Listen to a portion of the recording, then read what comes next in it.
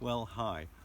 My name is Peter, and I'm a chap who's simply got over two disastrous strokes. So I know a little bit about what it's like to be to lose yourself. So that's why I'm talking to you on behalf of the Unity Centre, and I want to tell you a bit about what it's like when you're not part of society any longer.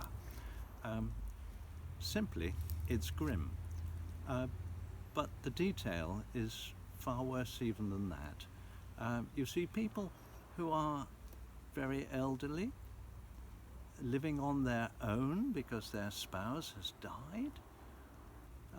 People who are medically affected in some way. People who've had strokes are probably the most visual example. And you know, it's a terrible thing to not be the person you used to be.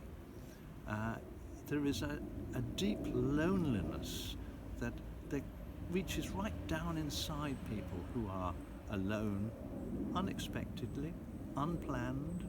Um, they no longer feel they belong to society. They are desperately lonely, and what happens? They dive into themselves, and it just gets worse and worse and worse. And that's what we're about at the Unity Club. What we really want to do is to bring people together where they will feel real again. And that is our aim, and we long for you to join with us and talk to us about it. Thank you so much for listening. Bye.